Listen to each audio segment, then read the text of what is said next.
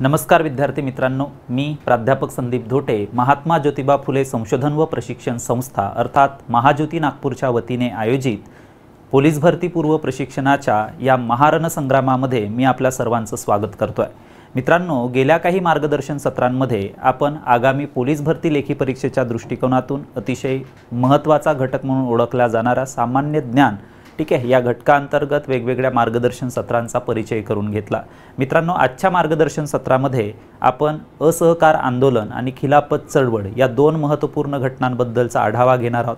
मित्रांनो, इतिहासाच्या यापूर्वीच्या लेक्चर्समध्ये आपण काही महत्त्वपूर्ण घटकांचा आढावा घेतला होता।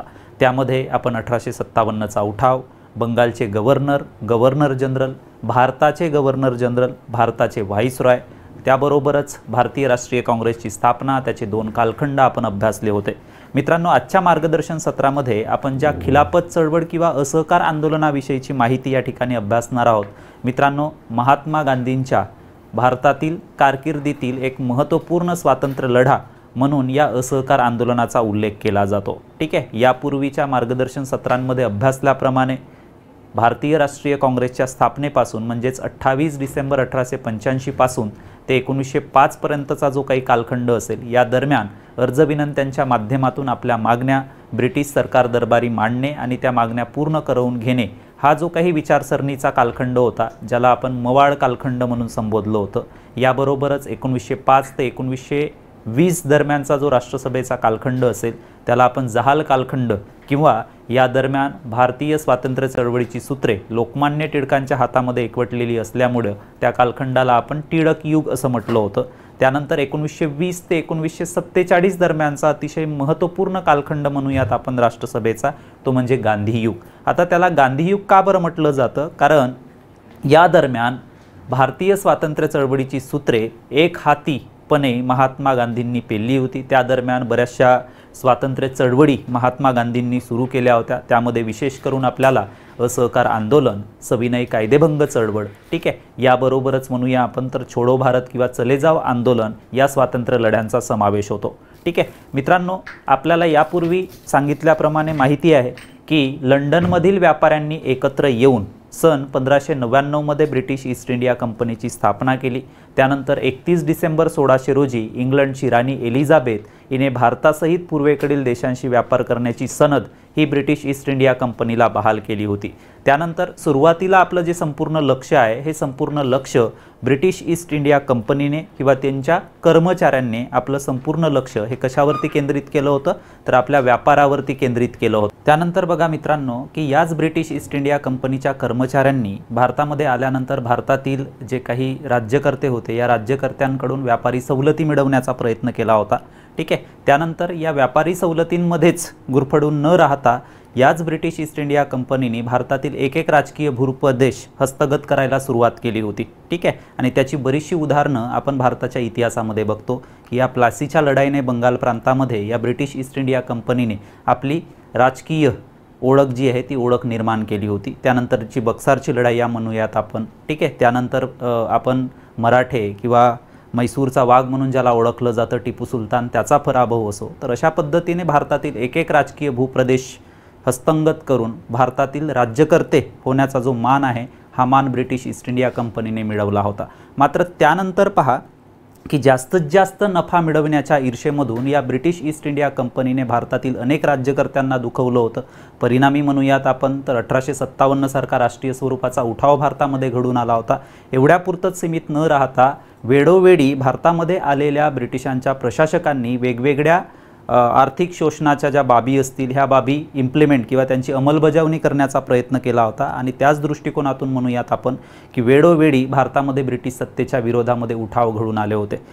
ब्रिटिशांची जे आर्थिक शोषणाची नीती असेल, या आर्थिक शोषणाच्या नीतीमुळे जहालवादाचा सुद्धा उदय घडून आला होता। आपण पाहिलं होतं की ब्रिटिश सत्तेच्या विरुद्धचा जो असंतोष होता, या असंतोषामुळेच भारतामध्ये सशस्त्र क्रांतिकारी चळवळींचा सुद्धा उदय झाला होता।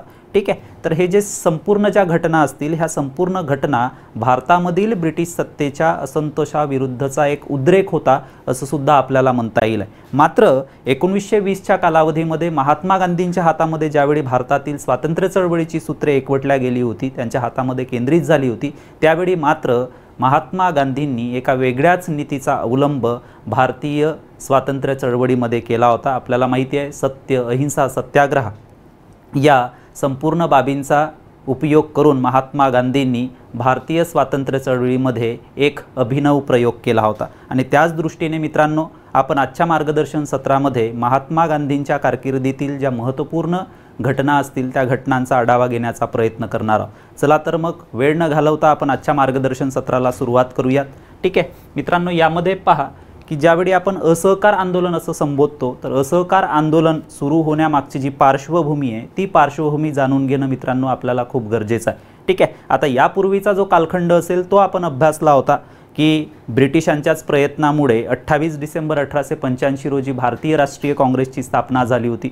सुरुवातीला म्हणूयात आपण तर ब्रिटिश सत्तेविरुद्धचा असंतोष हा विधायक मार्गाने ब्रिटिश सरकारपर्यंत पोहोचावा, हा या भारतीय राष्ट्रीय काँग्रेस किंवा राष्ट्रसभेचा स्थापनेमागचा उद्देश होता असं आपल्याला या ठिकाणी म्हणता येईल। मात्र सुरुवातीची समजा आपण 3 वर्षातली अधिवेशने पाहिली राष्ट्रसभेची, ती व्यवस्थितपणे किंवा शांततेने पार पडली होती। किंबहुना मित्रांनो आपल्याला असं म्हणता येईल आहे की सुरुवातीच्या राष्ट्रसभेच्या 3 अधिवेशनांमध्ये ब्रिटिश सरकार आणि राष्ट्रसभेतील सदस्य ठीक आहे हे खांद्याला खांद्या लावून काम करत होते। मात्र जसं जसं राष्ट्रसभेच्या अधिवेशनांमध्ये ब्रिटिश सरकारच्या ध्येयधोरणांच्या विरोधामध्ये टीका होऊ लागली, त्यावरून मग ब्रिटिश सरकारने की राष्ट्रसभेचं कामकाज हे राज्यकर्त्यांविरुद्ध आहे अशा पद्धतीचा भास निर्माण करून आपल्या कर्मचाऱ्यांना सुद्धा राष्ट्रसभेच्या अधिवेशनाला उपस्थित राहण्याचं नाकारलं होतं। ठीक आहे, आणि त्यानंतर पहा की राष्ट्रसभेचं 4थं जे अधिवेशन आहे या 4थ्या अधिवेशनाचे अध्यक्ष एक ब्रिटिश व्यक्ती जॉर्ज यूल असताना सुद्धा या राष्ट्रसभेच्या 4थ्या अधिवेशनाला जागा मिळणार नाही याचे पुरेपूर प्रयत्न ब्रिटिश सरकारमार्फत करण्यात आले होते। मित्रांनो, या संपूर्ण घटनाक्रमावरून आपल्याला असं सांगता येईल आहे की कशा पद्धतीने अल्पावधीत भलेही ब्रिटिशांच्याच मार्गदर्शनामुळे राष्ट्रसभेची स्थापना झाली असेल, मात्र राष्ट्रसभा आणि ब्रिटिश सरकार यांचे संबंध कसे दुरावत गेले। त्यानंतर जर आपण पाहिलं तर काही कालावधींमध्येच पहा की 1906 मध्ये मुस्लिम लीगची स्थापना झाली। मुस्लिम लीगची स्थापना सुद्धा ब्रिटिश सरकारच्याच वरदहस्ताखाली किंवा आशीर्वादाखाली आपल्याला म्हणता येईल आहे। ठीक आहे, आता मुस्लिम लीगची स्थापना करण्यामागे ब्रिटिश सरकारचा जो उद्देश आहे हा उद्देश म्हणजे भारतातील आपली ब्रिटिश सत्ता सुरक्षित ठेवणे हा होता असं आपल्याला म्हणता येईल की जाणीवपूर्वक फोडा व राज्य करा या नीतीचा अवलंब भारतातील आपली सत्ता सुरक्षित ठेवण्याच्या दृष्टिकोनातून वेळोवेळी ब्रिटिश सरकारच्या माध्यमातून अवलंबण्यात आली होती। ठीक आहे, त्यानंतर आपण पाहिलं जहाल कालखंडामध्ये वेगवेगळी आंदोलने लोकमान्य टिळकांच्या हातामधून म्हणूयात आपण भारतीय स्वातंत्र्य चळवळीमध्ये सुरू करण्यात आली होती, ज्यामध्ये आपण होम रूल लीग चळवळ म्हणूयात। ठीक आहे, त्याच्यानंतर वंगभंग आंदोलन किंवा स्वदेशी चळवळ या दरम्यान सुरू झाली होती। ठीक आहे, या आंदोलनामुळे सुद्धा भारतीयांमध्ये निर्माण झालेला असंतोष पुढे येण्यासाठी वेगवेगळ्या वेळी वेगवेगळी आंदोलने सुरू करण्यात आली होती। ठीक आहे, आता ज्यावेळी आपण राष्ट्रसभेचं सुरत अधिवेशन अभ्यासू तर या सुरत अधिवेशनामध्ये आपल्याला सांगता येईल आहे की राष्ट्रसभेच्या सुरत अधिवेशनामध्ये राष्ट्रसभेतील जे 2 गट होते, कोणते, मवाळ आणि जहाल, यांच्यामध्ये फूट पडली होती। त्याच्यानंतर 1906 मध्ये म्हणूयात आपण मुस्लिम लीगची स्थापना झाल्यामुळे भारतातील मुस्लिमांच्या हितसंबंधांचं संरक्षण करणारी संस्था किंवा संघटना म्हणून मुस्लिम लीगकडे पाहण्याचा एक दृष्टिकोन म्हणूयात आपण मुस्लिम बांधवांचा सुरू झाला होता। या संपूर्ण गोष्टीमुळे म्हणूयात आपण की ब्रिटिश सरकारने जाणीवपूर्वक भारतामध्ये किंवा भारतातील लोकांचं ध्रुवीकरण करण्याचा प्रयत्न केला होता आणि या ध्रुवीकरणामुळेच मित्रांनो भारतातील ब्रिटिश सत्ता सुरक्षित राहणार होती। मात्र वेळोवेळी पहा की ब्रिटिश सरकारच्या मार्गदर्शनामुळे जरी राष्ट्रसभेची स्थापना झाली असेल, मुस्लिम लीगची स्थापना झाली असेल, मात्र त्यानंतरच्या कालावधीमध्ये मित्रांनो फोडा व राज्य करा या नीतीचा अवलंब जो ब्रिटिश सरकारने केला होता हा त्यांच्यावरच उलटायला सुरुवात झाली होती। कारण राष्ट्रसभेचं 1916चं लखनौ अधिवेशन आपण अभ्यासलं होतं की या लखनौ अधिवेशनामध्ये राष्ट्रसभेतील जे 2 गट असतील जहाल आणि मवाळ ते एकत्र आले। त्यानंतर राष्ट्रसभा आणि मुस्लिम लीग आत्तापर्यंत ज्या वेगवेगळ्या मार्गाने चालत होत्या त्यासुद्धा एकत्र आल्या होत्या। तर या संपूर्ण पार्श्वभूमीवर मित्रांनो भारतीय स्वातंत्र्य चळवळीला बळकटी देण्यासाठी या असहकार आंदोलनाची खूप मदत झाली होती। मात्र ज्या पद्धतीने या असहकार आंदोलनाचा अंत झाला त्यावरून मात्र भारतामध्ये पुन्हा एकदा पूर्वीसारखी जी परिस्थिती आहे की भारतातील हिंदूंचं प्रतिनिधित्व करणारी राष्ट्रसभा आणि मुस्लिमांचं प्रतिनिधित्व करणारी मुस्लिम लीग हे समीकरण भारतीय स्वातंत्र्य चळवळीमध्ये परत सुरू झालं होतं। ठीक आहे, तर हे कशा पद्धतीने झालं किंवा अशा पद्धतीचे जे स्वरूप आहे ते स्वरूप भारतीय स्वातंत्र्य चळवळीला का प्राप्त व्हावं याची संपूर्ण कारणे जी आहेत ती कारणे आपण या आजच्या मार्गदर्शन सत्रामध्ये अभ्यासणार आहोत। अगदी सुरुवातीला आपण पाहणार आहोत की ब्रिटिशांशी एकनिष्ठ असणारी मुस्लिम लीग असेल किंवा मुस्लिम लीगचे सदस्य असतील, भारतातील मुस्लिम समुदाय असेल, हा अचानक ब्रिटिश सरकारच्या विरोधामध्ये का गेला, ठीक आहे, आणि का त्यांनी राष्ट्रसभेशी हातमिळवणी केली याची संपूर्ण कारणे सुद्धा आपल्याला या ठिकाणी पाहता येतील। ठीक आहे, तर सर्वप्रथम पहा मित्रांनो, या ठिकाणी खिलाफत चळवळ ही एक असहकार आंदोलनाची पार्श्वभूमी समजली जाते। ठीक आहे, आता पार्श्वभूमी यासाठी म्हणूयात आपण कारण या खिलाफत चळवळीमुळेच असहकार आंदोलनाचा पाया घातला गेला। ठीक आहे, याच्यामधले पहा की पार्श्वभूमी खिलाफत चळवळीची 1914 मध्ये मित्रांनो आपल्याला माहिती आहे की पहिल्या महायुद्धाला सुरुवात झाली होती। या पहिल्या महायुद्धामध्ये शत्रू गट आणि मित्र गट अशा पद्धतीचे जगामध्ये 2 गट पडले होते आणि हे जगातील जे 2 गट असतील हे 2 गट आपापसामध्ये संघर्ष करायला सुरुवात झाली होती। ठीक आहे, आता इंग्लंडचा जो समावेश आहे हा इंग्लंडचा समावेश मित्र गटामध्ये होता, मात्र जो तुर्कस्तान नावाचा देश होता हा तुर्कस्तान नावाचा देश ठीक आहे इंग्लंडच्या विरुद्ध बाजूला होता, म्हणजेच म्हणूयात आपण शत्रू गटामध्ये होता। ठीक आहे, तर 1914 मध्ये पहिल्या महायुद्धाला सुरुवात झाली होती आणि या पहिल्या महायुद्धामध्ये तुर्कस्तान जो आहे या तुर्कस्तानने इंग्लंड विरुद्ध पवित्रा घेतला होता किंवा इंग्लंडच्या विरुद्ध यांनी युद्ध पुकारलं होतं। ठीक आहे, त्यानंतर पहा मित्रांनो, एक गोष्ट आपल्याला या ठिकाणी लक्षात ठेवण्यासारखी आहे की हा जो तुर्कस्तानचा सुलतान असेल, तुर्कस्तानचा सुलतान असेल, ज्याला जगभरातील मुस्लिमांचा धर्मगुरू म्हणून ओळखलं जात होतं खलिफा या नावाने। ठीक आहे, तर हा जो तुर्कस्तानचा सुलतान होता ज्याला खलिफा असं म्हटलं जात होतं, जो जगभरातील मुस्लिमांचा धर्मगुरू मानला जात होता। ठीक आहे, तर ब्रिटिश पंतप्रधान लॉर्ड जॉर्जने तुर्की साम्राज्याला धक्का न लावण्याचे व तुर्कस्तानमधील मुस्लिमांच्या पवित्र धार्मिक स्थळांचं जतन करण्याचं आश्वासन दिलं होतं। मित्रांनो, एक गोष्ट आपल्याला निश्चितपणे या ठिकाणी समजली असेल की 1914 मध्ये जर पहिलं महायुद्ध सुरू होत आहे, ठीक आहे, या पहिल्या महायुद्धामध्ये तुर्कस्तान जो आहे हा तुर्कस्तान इंग्लंड विरुद्धच्या गटामध्ये सहभागी झाला आहे। या उलट म्हणू आपण तर हा जो तुर्कस्तानचा सुलतान असेल ज्याने इंग्लंड विरुद्ध युद्ध पुकारलं होतं हा जगभरातील मुस्लिमांचा धर्मगुरू मानला जात आहे। ठीक आहे, त्याला खलिफा असं म्हटलं जात होतं। तर या दरम्यान पहा की भारतामधली परिस्थिती अशी होती की भारतामध्ये मुस्लिम जे असतील हे मुस्लिम ब्रिटिशांशी एकनिष्ठ होते, मात्र ज्यावेळी इंग्लंडने तुर्कस्तान विरुद्ध भूमिका घेतली त्यावेळी भारतातील मुस्लिमांच्या मनामध्ये ब्रिटिशांच्या एकनिष्ठतेबद्दल प्रश्नचिन्ह निर्माण करण्यात येऊ लागलं होतं। ठीक आहे, तर भारतातील जो मुस्लिमांचा पाठिंबा आहे तो पाठिंबा आपण गमावू नये म्हणून ब्रिटिश पंतप्रधानांना एक आश्वासन जे आहे ते भारतातील मुस्लिमांना द्यावं लागलं होतं। कोणतं आश्वासन होतं तर तुर्की साम्राज्याला धक्का न लावण्याचं व भारतातील मुस्लिमांच्या तुर्कस्तानमधील मुस्लिमांच्या पवित्र धार्मिक स्थळांचं जतन करण्याचं आश्वासन या ब्रिटिश पंतप्रधान लॉर्ड जॉर्ज यांनी दिलं होतं। ठीक आहे, त्यानंतर पहा की मे 1920 म्हणजे पहिल्या महायुद्धाच्या समाप्तीनंतर म्हणूयात आपण की इंग्लंड आणि तुर्कस्तान यांच्या दरम्यान पहा सिवर्सचा तह झाला होता। मात्र या सिवर्सच्या तहामध्ये ज्या अटी होत्या किंवा सिवर्सच्या तहानुसार पहा की तुर्की साम्राज्यातील अरब प्रदेश व त्यातील पवित्र धार्मिक स्थळे खलिफाच्या नियंत्रणातून काढून टाकण्यात आली। मात्र इकडे आश्वासन कोणतं दिलं होतं ब्रिटिश पंतप्रधान लॉर्ड जॉर्जने की तुर्की साम्राज्याला धक्का आपण लावणार नाही आणि मुस्लिमांच्या पवित्र धार्मिक स्थळांचं काय करणार, जतन करणार। आणि या संपूर्ण गोष्टीमुळेच म्हणूयात मित्रांनो की आत्तापर्यंत ब्रिटिशांशी एकनिष्ठ असलेल्या मुस्लिम लीगने मात्र या ब्रिटिश सरकारच्या विरोधामध्ये भूमिका घेण्याचा प्रयत्न या संपूर्ण पार्श्वभूमीमुळे केला होता।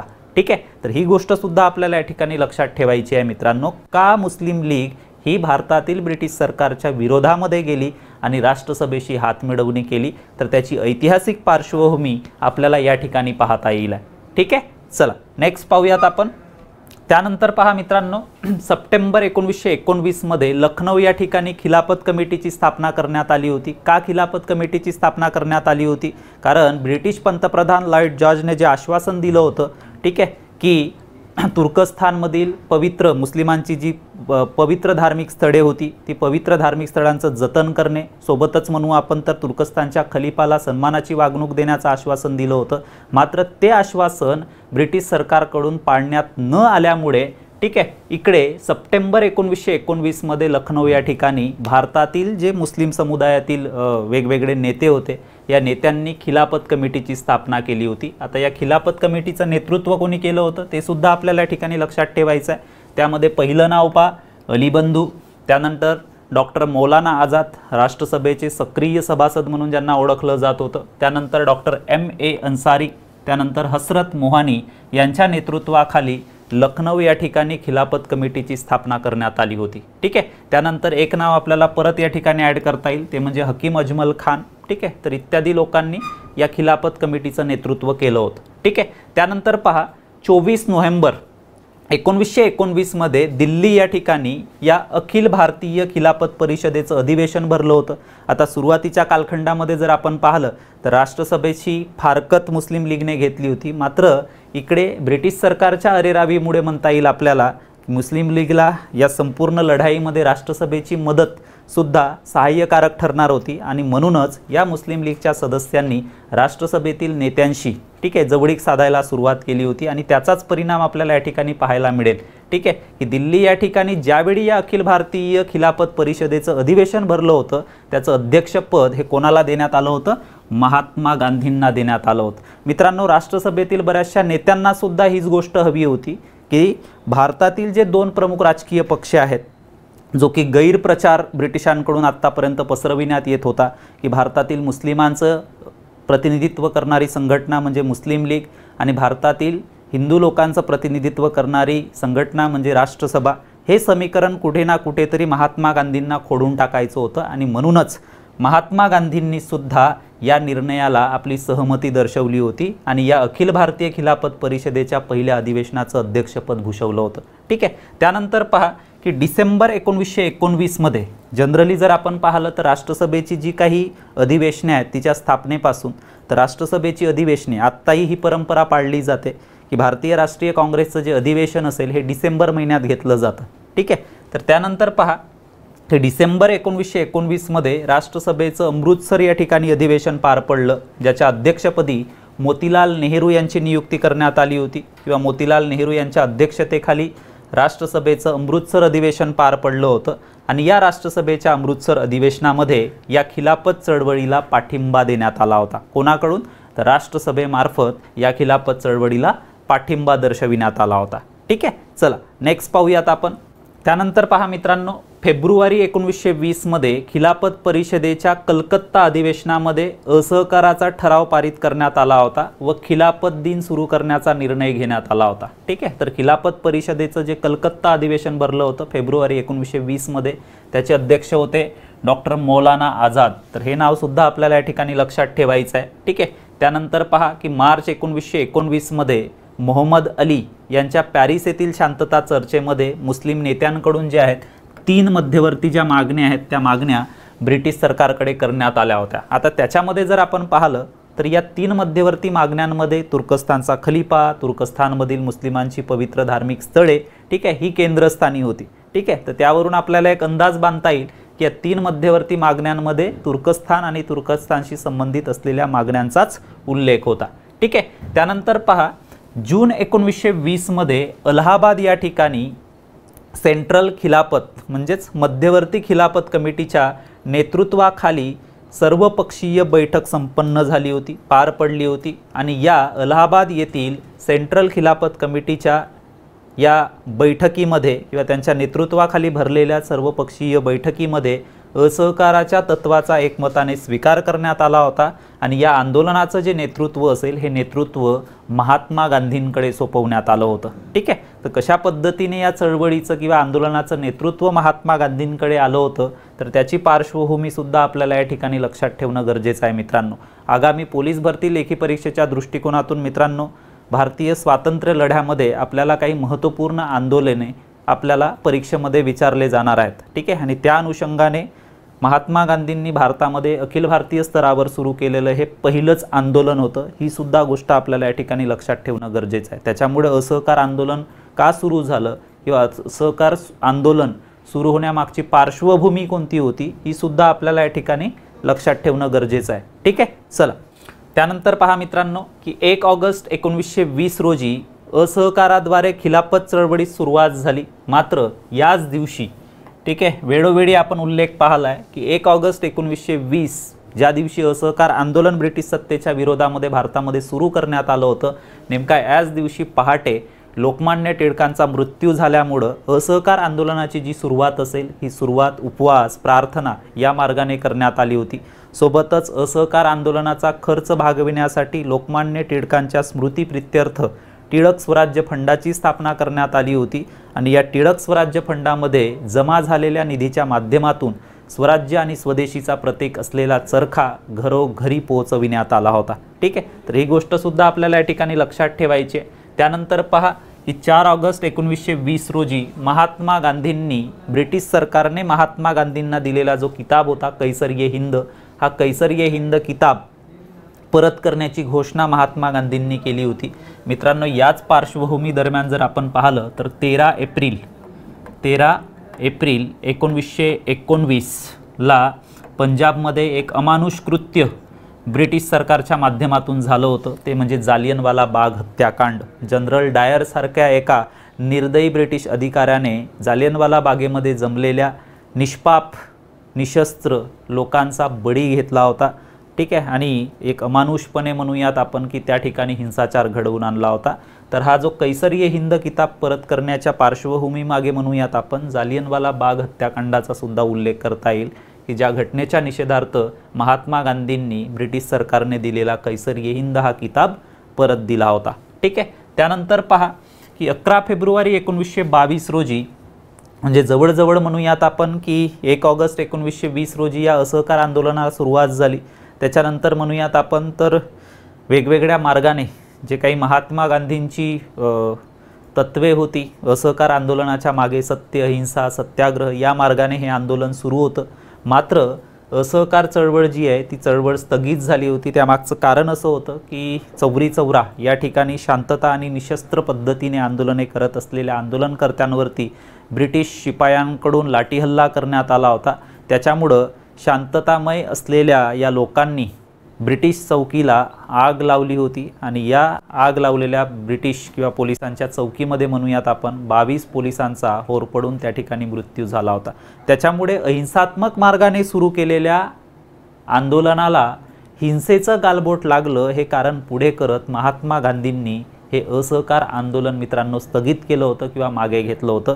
मात्र महात्मा गांधींचा हा जो निर्णय असेल हा निर्णय राष्ट्रसभेतील बहुतेक नेत्यांना आवडला नव्हता। नेताजी सुभाषचंद्र बोसांनी तर ज्यावेळी महात्मा गांधींनी हे असहकार आंदोलन मागे घेतल्याची घोषणा केली त्यावेळी या घटनेचं वर्णन नेताजी सुभाषचंद्र बोस यांनी नॅशनल कॅलॅमिटी या शब्दामध्ये केलं होतं। ठीक आहे, तर त्यावरून आपल्याला या ठिकाणी सांगता येईल आहे की महात्मा गांधींचा जो निर्णय असेल तो निर्णय बहुतेक नेत्यांना आवडला नव्हता, पटला नव्हता। दुसरा एक म्हणू आपण की महात्मा गांधींचा हा निर्णय जो आहे हा निर्णय न पटल्याने पंडित मोतीलाल नेहरू, चित्तरंजन दास यासारख्या नेत्यांनी अलाहाबाद या ठिकाणी निवडणुका लढविण्यासाठी म्हणजेच महात्मा गांधींच्या विचारसरणीच्या विरोधामध्ये जाऊन निवडणुका लढविण्यासाठी कायदेमंडळामध्ये प्रवेश करून त्या ठिकाणी ब्रिटिश सरकारची अडवणूक करण्यासाठी म्हणूयात आपण स्वराज्य पक्षाची स्थापना केली होती। ठीक आहे, तर अशा ज्या घडामोडी असतील ह्या घडामोडी असहकार आंदोलनाच्या स्थगितीनंतर वेगाने पुढे आल्या होत्या। सोबतच म्हणूयात आपण तर या लखनौ अधिवेशनापासून राष्ट्रसभेच्या खांद्याला खांद्या लावून काम करणारी मुस्लिम लीग सुद्धा महात्मा गांधींच्या या निर्णयामुळे दुःखी झाली होती आणि त्यांनी सुद्धा राष्ट्रसभेशी केलेली जी हातमिळवणी आहे हातमिळवणी मोडीत काढली होती। ठीक आहे, आणि त्यानंतर पुन्हा भारतीय स्वातंत्र्य चळवळीमध्ये 2 प्रवाह सुरू झाले होते, एक म्हणूयात राष्ट्रसभा आणि एक म्हणूयात आपण मुस्लिम लीग। ठीक आहे, तर अशा पद्धतीने मित्रांनो आतापर्यंतच्या या संपूर्ण पार्श्वभूमीमध्ये आपण कशा पद्धतीने खिलाफत चळवळीला पाठिंबा म्हणून महात्मा गांधींनी असहकार आंदोलन सुरू केलं, मात्र या असहकार आंदोलनाला लागलेल्या हिंसेच्या गालबोटामुळे त्यांनी स्थगित सुद्धा केलं होतं। ठीक आहे, त्यानंतर पहा की जो काही इंग्लंडने किंवा ब्रिटिश सरकारने म्हणूयात आपण तुर्कस्थानवरती अन्याय अत्याचार केले होते, तुर्कस्थानच्या खलिफाला पदावरून दूर केलं होतं, तुर्कस्थानमधील मुस्लिमांची जी पवित्र धार्मिक स्थळे आहेत ठीक आहे ती नेस्तनाबूत करण्याचा प्रयत्न केला होता आणि याच्या विरोधामध्ये भारतातील मुस्लिमांनी खिलाफत चळवळ सुरू केली होती। ठीक आहे, मात्र मित्रांनो की भारतातील मुस्लिम नेत्यांनी सुरू केलेल्या खिलाफत चळवळीला काहीच महत्त्व राहिलं नव्हतं, कारण ज्या तुर्कस्तानच्या खलिफाच्या सन्मानासाठी भारतातील मुस्लिमांनी हे आंदोलन सुरू केलं होतं ठीक आहे, ते आंदोलन मात्र कुठलंच परिणामकारकता म्हणता येईल आपल्याला त्या आंदोलनाला राहिली नव्हती. त्यामागचं कारण असं, कारण नोव्हेंबर 1922 मध्ये तुर्कस्तानच्याच जनतेने मुस्तफा केमल पाशाच्या नेतृत्वाखाली उठाव करून जो तुर्कस्तानचा सुलतान होता खलिफा त्याचे राजकीय अधिकार नष्ट केले होते. ठीक आहे, म्हणजे ज्या सुलतानाच्या मान सन्मान आणि प्रतिष्ठेसाठी भारतातील मुस्लिमांनी खिलाफत चळवळ सुरू केली होती, ही खिलाफत चळवळ मात्र नामशेष झाली. तिला कुठल्याही प्रकारचं महत्त्व शिल्लक राहिलं नाही, कारण तुर्कस्तानमधील जनतेने मुस्तफा केमल पाशाच्या नेतृत्वाखाली या सुलतान खलिफाचे राजकीय अधिकार नष्ट करून टाकलं होतं. ठीक आहे, तर या संपूर्ण पार्श्वभूमीमध्ये मित्रांनो या संपूर्ण ज्या घटना असतील त्या घटना आपल्याला लक्षात ठेवणं गरजेचं आहे. ठीक आहे, चला नेक्स्ट पाहूयात आपण. त्यानंतर पहा मित्रांनो, खिलाफत चळवळ आपण या ठिकाणी अभ्यासल्यानंतर आपण अतिशय तपशीलवारपणे असहकार आंदोलन या ठिकाणी अभ्यासण्याचा प्रयत्न करणार आहोत. आता ज्या पद्धतीने आपण असहकार आंदोलनाच्या पार्श्वभूमीमध्ये खिलाफत चळवळ सुद्धा या ठिकाणी अभ्यासली आहे अतिशय तपशीलवारपणे, कशा पद्धतीने खिलाफत चळवळ जी आहे ती खिलाफत चळवळ कार्यान्वित झाली. ठीक आहे, खिलाफत चळवळ जी आहे ती कशा पद्धतीने भारतात नष्ट झाली त्याबद्दलची इत्थंभूत माहिती आपण आत्तापर्यंत पाहिली आहे. ठीक आहे, त्यानंतर पहा की असहकार आंदोलन का उभं राहिलं ब्रिटिश सत्तेच्या विरोधामध्ये, तर त्यामागची कारणे आपल्याला या ठिकाणी सांगता येईल. ठीक आहे मित्रांनो, पहिलं आपल्याला या ठिकाणी पार्श्वभूमीमध्ये सांगता येईल ते म्हणजे रौलेट कायदा. ठीक आहे, यापूर्वी सुद्धा आपण रौलेट कायद्याबद्दलची माहिती अभ्यासलेली आहे की इंग्लंडच्या उच्च न्यायालयाचे माजी न्यायाधीश असलेले सर सिडने रौलेट यांच्या अध्यक्षतेखालील समितीने या रौलेट कायद्याची निर्मिती केली होती. भारतीय जे लोक असतील या रौलेट कायद्याला काळा कायदा म्हणून संबोधत होते. यासाठी कारण विना चौकशी अटक करण्याचा अधिकार ब्रिटिश सरकारला या रौलेट ॲक्टमुळे मिळाला होता. सभा घेण्याचा किंवा सभा भरविण्याचा अधिकार जो असेल भारतीय जनतेचा तो नाकारण्यात आला होता. त्याच्यानंतर ब्रिटिश विरोधी वृत्तपत्रांमधून लेखन करण्यास पूर्णपणे मनाई घालण्यात आली होती. तर अशा पद्धतीच्या काही अन्यायकारक अटी या रौलेट कायद्यामध्ये असल्यामुळे संपूर्ण भारतामध्ये या रौलेट ॲक्ट किंवा रौलेट कायद्याच्या विरोधामध्ये निदर्शने होत होती. ठीक आहे, त्यानंतर म्हणू आपण की या रौलेट कायद्याविरुद्धचा रोष हा भारतातील इतर भागांच्या तुलनेमध्ये पंजाबमध्ये सर्वाधिक होता आणि म्हणूनच 13 एप्रिल 1919 रोजी जालियनवाला बागेमध्ये, अमृतसर शहरातील जालियनवाला बागेमध्ये ठीक आहे कितीतरी निशस्त्र आणि निष्पाप लोक या रौलेट कायद्याच्या विरोधामध्ये निदर्शने करण्यासाठी जमली होती. त्या दिवशी पंजाबमध्ये बैसाखीचा सण होता, त्याच्यामुळे आजूबाजूच्या खेड्यापाड्यांमधून सुद्धा सामान्य जनता या जालियनवाला बागेमध्ये जमली होती. मात्र त्या ठिकाणी बंदोबस्तसाठी नेमण्यात आलेला जो ब्रिटिश अधिकारी होता जनरल डायर याने पंजाबचा जो लेफ्टनंट गव्हर्नर होता मायकल ओडवायर याच्या आदेशानुसार त्या ठिकाणी सलग 10 मिनिटे गोळीबार केला होता. 1600 फैरी झाडल्या होत्या आणि त्यामध्ये शेकडो निष्पाप लोकांना ठार मारलं होतं. ठीक आहे, तर अशा पद्धतीने हा जो निर्दयी जालियनवाला बाग हत्याकांड ब्रिटिशांच्या म्हणूयात आपण की हेतुपरस्पर कृतीमुळे घडून आला होता. ठीक आहे, तर या जालियनवाला बाग हत्याकांड सुद्धा आपल्याला असहकार आंदोलनाच्या पार्श्वभूमीमध्ये समाविष्ट करता येईल. त्यानंतर पहा रौलेट सत्याग्रह, रौलेट ॲक्टच्या विरोधामध्ये सुरू केलेला रौलेट सत्याग्रह.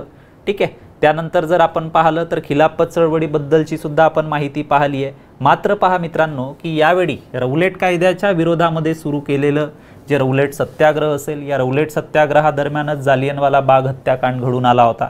ठीक आहे, आणि या जालियनवाला बाग हत्याकांडाची चौकशी करण्यासाठी हंटर कमिशनची नियुक्ती ही ब्रिटिश सरकारकडून करण्यात आली होती. ठीक आहे, मात्र मित्रांनो या हंटर कमिशनने आपल्या अहवालामध्ये फक्त या जालियनवाला बाग हत्याकांडासाठी ठीक आहे जो पंजाबचा भूतपूर्व लेफ्टनंट गव्हर्नर होता मायकेल ओडवायर याला दोषी पकडलं होतं आणि त्याला म्हणू आपण तर सेवापूर्व संन्यास पत्करायला लावलं होतं. मात्र ज्या व्यक्तीने या जालियनवाला बाग हत्याकांडामध्ये गोळीबार केला होता तो म्हणजे जनरल डायर, त्याच्यावरती कुठलीच कारवाई केली नव्हती. ठीक आहे, शिवाय म्हणूयात आपण तर ब्रिटिश पार्लमेंटमध्ये ज्यावेळी साक्ष नोंदवण्यासाठी जनरल डायरला बोलवण्यात आलं होतं त्यावेळी या जनरल डायरने काही उडवाउडवीची उत्तरे त्या ठिकाणी दिली होती संसदीय समितीसमोर. त्यांनी संसदीय समितीसमोर म्हटलं होतं की जर आपल्याकडे अजून दारुगोळा असता तर कदाचित आपण यापेक्षा जास्त माणसे जालियनवाला बागेमध्ये मारली असती.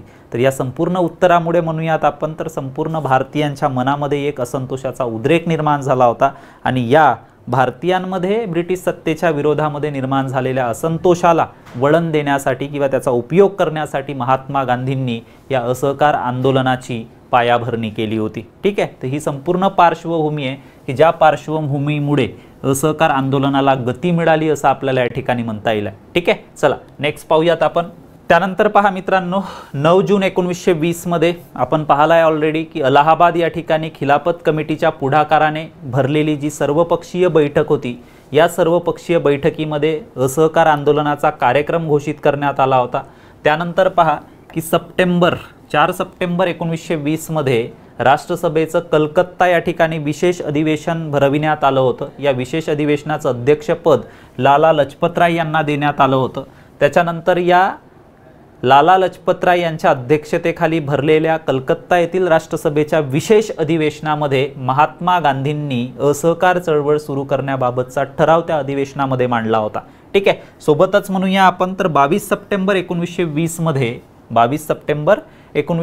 मध्ये महात्मा गांधींनी या असहकार आंदोलनाच्या बाबतीमध्ये एक लेख लिहिला होता यंग इंडिया नावाच्या त्यांच्या वृत्तपत्रामध्ये। त्यांनी यंग इंडियामध्ये लिहिलं होतं की लोकांनी कसून प्रयत्न केल्यास एका वर्षात भारताला स्वराज्य मिळेल असा विश्वास त्यांनी असहकार आंदोलनाप्रती ठीक आहे दाखविला होता भारतातील जनतेला। त्यावरून आपल्याला म्हणता येईल आहे की कशा पद्धतीचे एक प्रभावी आंदोलन महात्मा गांधींनी या ठिकाणी सुरू करण्याचा निर्णय केला होता। असहकार आंदोलन कशा पद्धतीने महात्मा गांधी पुढे नेणार होते याची संपूर्ण आणि समूळ कल्पना आपल्याला या ठिकाणी करता येईल आहे। ठीक आहे, चला नेक्स्ट पाहूयात आपण। त्यानंतर पहा मित्रांनो की ज्यावेळी महात्मा गांधींनी या राष्ट्रसभेच्या कलकत्ता या ठिकाणी भरलेल्या विशेष अधिवेशनामध्ये असहकार आंदोलन सुरू करण्याचा ठराव पारित करून घेतला होता आणि त्या अनुषंगाने म्हणूयात आपण तर या असहकार आंदोलनाचा एक निश्चित कार्यक्रम जो आहे तो ठरविण्यात आला होता। तर याच्यामध्ये पहा की या असहकार चळवळीचा राजकीय कार्यक्रम आपल्याला या ठिकाणी पाहायचा आहे। सर्वप्रथम आपण या ठिकाणी पाहणार आहोत निषेधात्मक कृती। ठीक आहे, की कशा पद्धतीचा निषेध करावयाचा आहे त्याच्यामुळे सांगतोय मी तुम्हाला या ठिकाणी की ह्या संपूर्ण ज्या निषेधात्मक कृती असतील त्या सुद्धा आपल्याला लक्षात ठेवणं गरजेचं। तर असहकार आंदोलनामध्ये पहा किंवा असहकार आंदोलनाच्या पार्श्वभूमीवर ज्या सरकारी आणि निमसरकारी शाळा असतील, कॉलेजेस असतील, न्यायालये असतील, तसेच परकीय कपडे असतील यावर बहिष्कार घालण्याचं धोरण या असहकार आंदोलनादरम्यान निश्चित करण्यात आलं होतं। त्यानंतर सरकारी किताब व सन्मान जे आहेत भारतीय नेत्यांना ब्रिटिश सरकारकडून देण्यात आले होते त्यांचा त्याग करण्याचं निश्चित करण्यात आलं होतं। त्यानंतर पहा की सरकारी व निमसरकारी समारंभ जे असतील जे ब्रिटिश सरकारच्या मार्फत आयोजित केले जातात त्यांच्यावरती बहिष्कार टाकण्याचं धोरण सुद्धा अवलंबण्यात आलं होतं। त्याचबरोबर हे एक ग्रीक शहर होतं मेसोपोटोमिया। आपण ज्यावेळी सिंधू संस्कृती किंवा वैदिक संस्कृती ज्यावेळी शिकतो तर वेळोवेळी या मेसोपोटोमियाचा उल्लेख येतो। तर या मेसोपोटोमियावरती सुद्धा ब्रिटिशांचं वर्चस्व होतं आणि या ठिकाणी लष्कर भरतीसाठी म्हणूयात आपण तर भारतीय लोकांना पाठवलं जात होतं। ठीक आहे, तर अशा परिस्थितीमध्ये पहा की मेसोपोटोमियामधील लष्कर, लिपिक व कर्मचारी भरतीस नकार देण्याचं सुद्धा या ठिकाणी धोरण अवलंबण्यात आलं होतं। तर ह्या संपूर्ण निषेधात्मक कृती होत्या। ठीक आहे, निषेधात्मक कृती मित्रांनो, ह्या निषेधात्मक कृती जर आपल्याला लक्षात राहिला ठीक आहे तर यानंतरच्या ज्या कृती म्हणूयात आपण सकारात्मक कृती म्हणूयात आपण त्या ठिकाणी की त्या सुद्धा आपल्याला लक्षात ठेवाव्या लागतील, कारण ब्रिटिशांशी संबंधित असलेल्या संपूर्ण गोष्टींवरती बहिष्काराचंच धोरण महात्मा गांधींनी या ठिकाणी अवलंबलं आहे। ठीक आहे, चला नेक्स्ट पाहूयात आपण। त्यानंतर पहा मित्रांनो की चळवळीचा राजकीय कार्यक्रम आपण या ठिकाणी पाहत आहोत असहकार चळवळीचा। त्यामध्ये जसं आपण निषेधात्मक कृती पाहिल्या ठीक आहे तर या ठिकाणी आपण सकारात्मक कृती पाहणार आहोत की ज्या अर्थी महात्मा गांधींनी सरकारी आणि निमसरकारी शाळांवरती किंवा कॉलेजांवरती बहिष्कार टाकण्याचं धोरण अवलंबण्याचा निर्णय घेतला होता। या परिस्थितीमध्ये जर आपण पाहिलं तर एखादा भारतीय विद्यार्थी समजा सरकारी शाळांमध्ये, निमसरकारी शाळांमध्ये किंवा कॉलेजांमध्ये जाणारच नाही, मग त्याच्या शिक्षणाची सोय कशी होईल। आणि त्याच अनुषंगाने सकारात्मक कृतींमध्ये सगळ्यात पहिली जी बाब असेल ती समाविष्ट करण्यात आली होती की राष्ट्रीय शाळा, कॉलेजेस आणि पंचायती स्थापन करणे। तर ब्रिटिशांनी स्थापन केलेल्या सरकारी किंवा निमसरकारी शाळांवरती बहिष्कार घालणे आणि स्वतःच्या राष्ट्रीय शाळा किंवा कॉलेजेस सुरुवात करून स्वतःचे जे काही मुलं असतील ठीक आहे त्यांना तिथे प्रवेश देणे। त्यानंतर पहा स्वदेशी व चरख्याद्वारे खादीला उत्तेजन देणे, कारण आपण निषेधात्मक कृतीमध्ये हे सुद्धा पाहिलं होतं की असहकार आंदोलनादरम्यान परदेशी मालावर किंवा परदेशी कपड्यांवरती बहिष्कार टाकण्याचं धोरणसुद्धा अवलंबण्यात आलं होतं। त्याच्यामुळे या सकारात्मक कृतींमध्ये आपल्याला एक बाब दिसेल की स्वदेशी व चरख्याद्वारे खादीला उत्तेजन देणे। त्यानंतर पहा, हिंदू मुस्लिम एकतेचा विकास करणे, जेणेकरून भारतातील ब्रिटिश सरकारला एक आव्हान उभं करता येईल। त्यानंतर पहा, अस्पृश्यता निवारण व इतर मार्गांनी हरिजन कल्याण घडवून आणणे, हा सुद्धा असहकार आंदोलनाचा एक सकारात्मक म्हणू आपण उद्देश होता।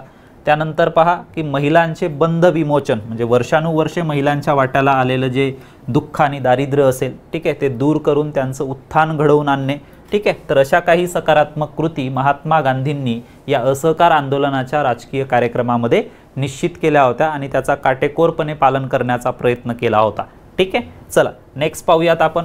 त्यानंतर पहा मित्रांनो की जे असहकार आंदोलन आपण पाहिलं की 1 ऑगस्ट 1920 रोजी सुरू करण्यात आलं होतं, ठीक आहे। 1 ऑगस्ट 1920 रोजी सुरू करण्यात आलं होतं। तर या असहकार आंदोलनाचे काही टप्पे जे आहेत ते टप्पेसुद्धा पाडण्यात आले होते। तर एकूण 4 टप्प्यांमधून हे आंदोलन ब्रिटिश सत्तेच्या विरोधामध्ये सुरू करण्यात आलं होतं। तर या असहकार आंदोलनाचा पहिला टप्पा पहा, जो जानेवारी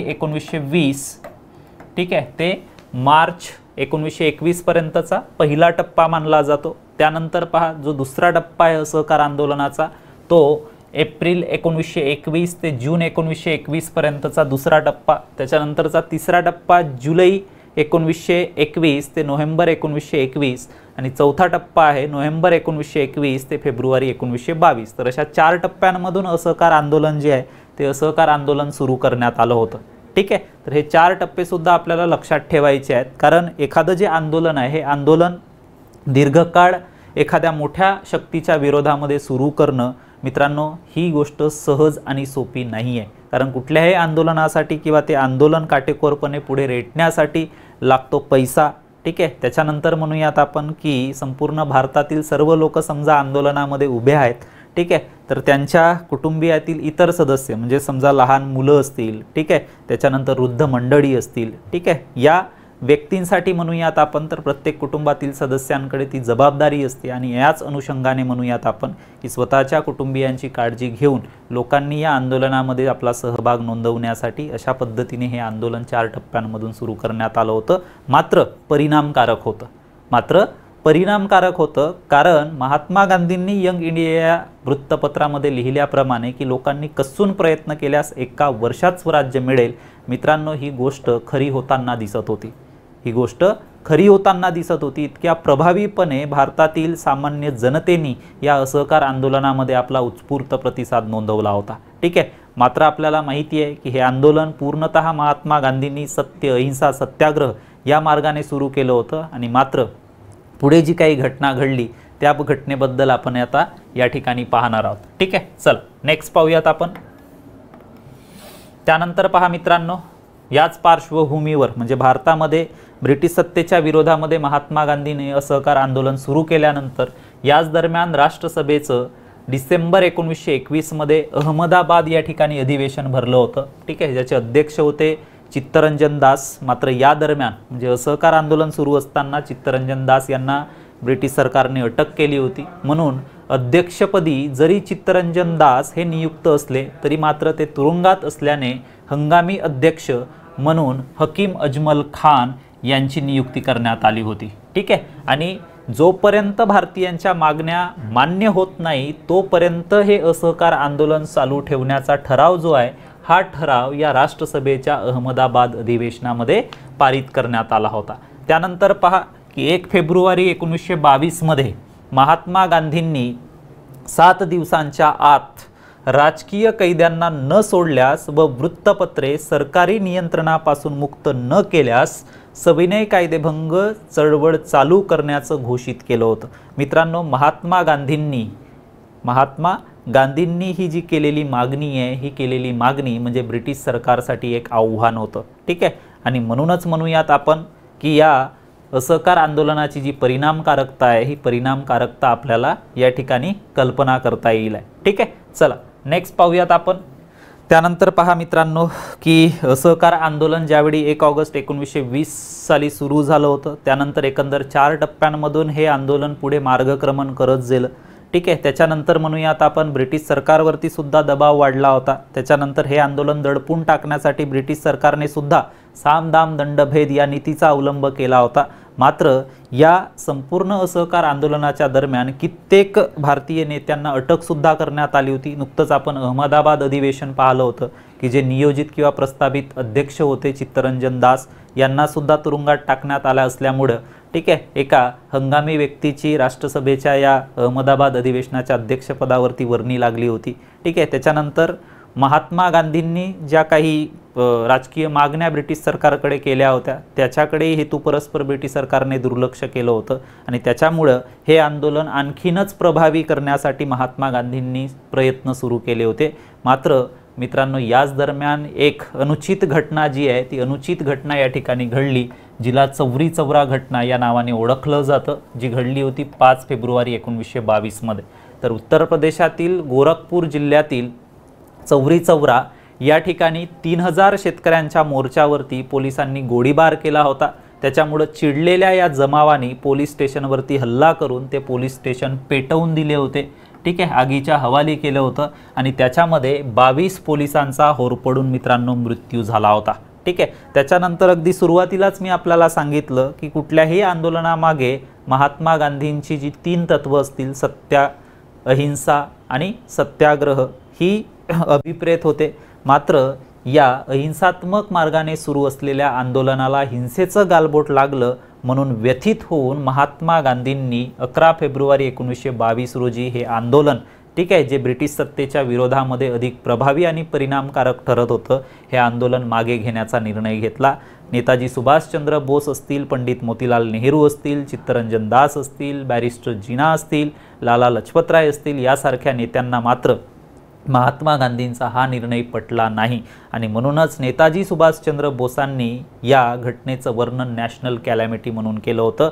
तर चित्तरंजन दास, पंडित मोतीलाल नेहरू यासारख्या नेत्यांनी महात्मा गांधींच्या निवडणूक विषयक विचारसरणीच्या विरोधामध्ये जाऊन कायदेमंडळामध्ये प्रवेश करून ब्रिटिश सरकारच्या ध्येय धोरणांना आडकाठी निर्माण करण्यासाठी निवडणुका लढविण्याचा निर्णय घेतला होता आणि या निवडणुका लढविण्यासाठी त्यांनी अलाहाबाद या ठिकाणी स्वराज्य पक्षाची स्थापना सुद्धा केली होती। ठीक आहे, आणि त्यानंतर म्हणूयात आपण तर 1916च्या लखनौ अधिवेशनापासून राष्ट्रसभा आणि मुस्लिम लीग एकमेकांच्या खांद्याला खांदा लावून भारताच्या स्वातंत्र्य चळवळीला आकार देत होते। मात्र या घटनेमुळे व्यतीत होऊन मुस्लिम लीगने सुद्धा राष्ट्रसभेशी फारकत घेतली होती आणि पुन्हा एकदा मग राष्ट्रसभा असेल किंवा मुस्लिम लीग असेल यांनी दोघांची जी वेगवेगळी वाट आहे ती वाट पकडली। दोघांच्या वेगवेगळ्या ज्या मागण्या आहेत त्या मागण्या ब्रिटिश सरकार पुढे रेटण्याचा प्रयत्न केला होता आणि अशा पद्धतीने म्हणूयात आपण ठीक आहे, इतक्या परिणामकारक पद्धतीने किंवा प्रभावीपणे सुरू असलेल्या आंदोलनाची इतिश्री झाली। ठीक आहे, त्यानंतर पहा की ज्यावेळी महात्मा गांधींनी हे असहकार आंदोलन मागे घेतलं, ठीक आहे, त्याच्यानंतर महात्मा गांधींच्या या निर्णयावर भारतातील वेगवेगळ्या स्तरावरून टीकासुद्धा होऊ लागली। मात्र ब्रिटिश सरकारच्या बाजूने जर आपण विचार केला तर ब्रिटिशांच्या बाजूने जर आपण पाहिलं तर त्यांच्यासाठी महात्मा गांधींनी जो घेतलेला निर्णय आहे हा घेतलेला निर्णय खूपच समाधानकारक ठरला होता आणि म्हणूनच महात्मा गांधींनी पुन्हा एकदा भारतीय स्वातंत्र्य चळवळीमध्ये असहकार आंदोलनासारखा प्रयोग करू नये किंवा महात्मा गांधींच्या विचारसरणीला खीड बसावी यासाठी 10 मार्च 1922 रोजी महात्मा गांधींना अटक करण्यात आली। त्यांच्यावरती देशद्रोहाचा आरोप ठेवण्यात आला आणि या देशद्रोहाच्या आरोपाखाली त्यांना 6 वर्षांची शिक्षा सुद्धा झाली होती मित्रांनो। ठीक आहे, तर अशा पद्धतीने आजच्या मार्गदर्शन सत्रामध्ये मित्रांनो आपण खिलाफत चळवळ आणि असहकार आंदोलनाविषयीची सविस्तर माहिती अभ्यासली। आय होप की आजच्या मार्गदर्शन सत्रातील संपूर्ण बारकावे आपल्या लक्षात आले असतील। ठीक आहे, तर मित्रांनो महात्मा ज्योतिबा फुले संशोधन व प्रशिक्षण संस्था अर्थात महाज्योतीच्या वतीने आयोजित आजच्या मार्गदर्शन सत्रामध्ये आपण खिलाफत चळवळ आणि असहकार आंदोलन याविषयी तपशीलवार माहिती अभ्यासली। मित्रांनो महाज्योतीतर्फे असेच नवनवीन मार्गदर्शन सत्र आपल्यासाठी आयोजित केले जाणार आहेत, ज्या मार्गदर्शन सत्रांचा फायदा आपल्याला येणाऱ्या आगामी पोलीस भरती लेखी परीक्षेमध्ये निश्चितपणे होईल अशी अपेक्षा व्यक्त करतो व मी प्राध्यापक संदीप धोटे आपला निरोप घेतो। पुन्हा भेटूया नवीन मार्गदर्शन सत्रांमध्ये, तोपर्यंत नमस्कार, खूप खूप धन्यवाद।